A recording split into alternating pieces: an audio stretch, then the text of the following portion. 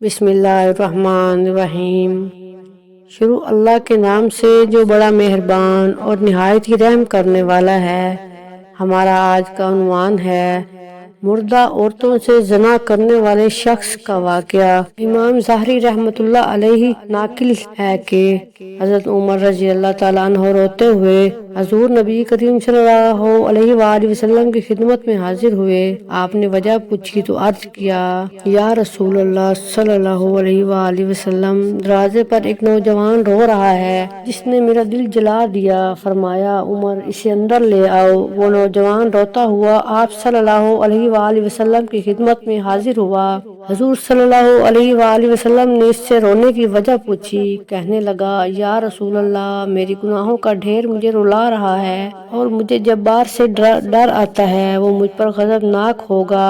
آپ نے فرمایا، نوجوان، کیا تو نے اللہ کے ساتھ کسی کو شریک ٹھہرایا ہے؟ عرض کیا، نہیں۔ کیا تو نے کسی کی جان کو ناحق قتل کیا ہے؟ عرض کیا، نہیں۔ آپ نے ارشاد فرمایا کہ اللہ تعالیٰ تیرے گناہوں کو معاف فرما دے گا، اگرچہ 7 آسمانوں، 7 زمینوں اور تمام پہاڑوں کے برابر ہوں۔ نوجوان بولا، حضور، میرے گناہ 7 آسمانوں، زمین اور پہاڑوں سے بھی بڑا ہوا ہے۔ آپ نے ارشاد فرمایا، تیرا گناہ بڑا ہے یا اللہ؟ کہنے لگا، میرا گناہ بڑا ہے۔ فرمایا، تیرا گناہ بڑا ہے یا اللہ؟ اس نے کہا، میرا گناہ بڑا ہے۔ ارشاد فرمایا، تیرا گناہ بڑا ہے یا تیرا اللہ؟ کہنے لگا، ہاں البتہ میرا اللہ، اور اس کا رحم بہت بڑا ہے۔ بس ارشاد فرمایا کہ گناہ عظیم کو خدا عظیم ہی معاف فرمائے گا، جو بہت ہی غفور، جو بہت ہی عفو درگزر کرنے والا ہے۔ پھر فرمایا، ذرا اپنا گناہ تو بتا۔ اس نے عرض کیا، یا رسول اللہ صلی اللہ علیہ وآلہ وسلم، مجھے آپ سے حیا آتی ہے۔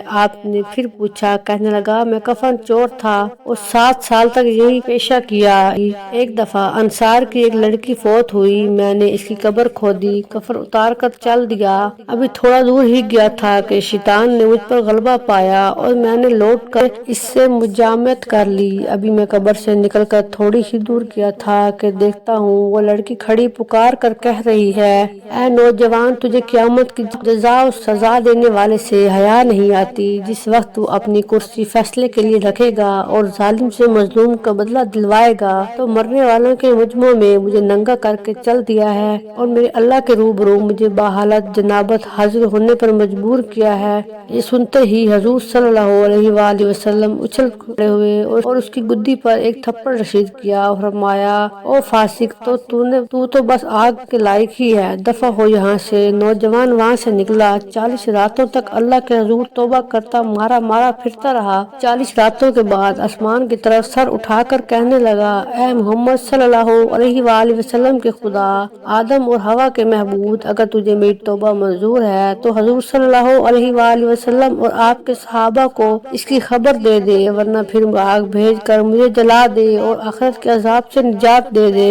اتنے میں جبرائیل علیہ السلام تشریف لائے، اسلام کہا اور اللہ تعالیٰ کی طرف سے آپ صلی اللہ علیہ وآلہ وسلم کو سلام پہنچایا۔ جبرائیل علیہ السلام نے کہا کہ اللہ تعالیٰ فرماتے ہیں، کیا مخلوق کو آپ نے پیدا کیا ہے؟ فرمایا، مجھے بھی اور تمام مخلوق کو اسی نے پیدا فرمایا ہے۔ عرض کیا، وہ پوچھتے ہیں کہ آپ مخلوق کو رزق دیتے ہیں؟ فرمایا، بلکہ مجھے بھی اور تمام مخلوق کو اللہ تعالیٰ ہی رزق دیتے ہیں۔ عرض کیا، وہ پوچھتے ہیں کیا بندوں کی توبہ آپ قبول کرتے ہیں؟ فرمایا، بلکہ میری بھی اور تمام بندوں کی توبہ وہی قبول فرماتا ہے۔ پھر کہا کہ اللہ تعالیٰ فرماتا ہے، میں نے اپنے بندے کی توبہ قبول کر لی ہے، آپ بھی اس پر نگاہ شفقت فرمائیے۔ حضور صلی اللہ علیہ وآلہ وسلم نے اس نوجوان کو بلا کر اسے توبہ قبول ہونے کی بشارت سنائی۔ اس واقعے سے ہمیں یہ سبق ملتا ہے کہ عقل مند آدمی کو اسی سے سبق لینا چاہیے اور جاننا چاہیے کہ زندہ کے ساتھ زنا کرنا مردے کے ساتھ زنا کرنے سے زیادہ بڑا گناہ ہے۔ اس کو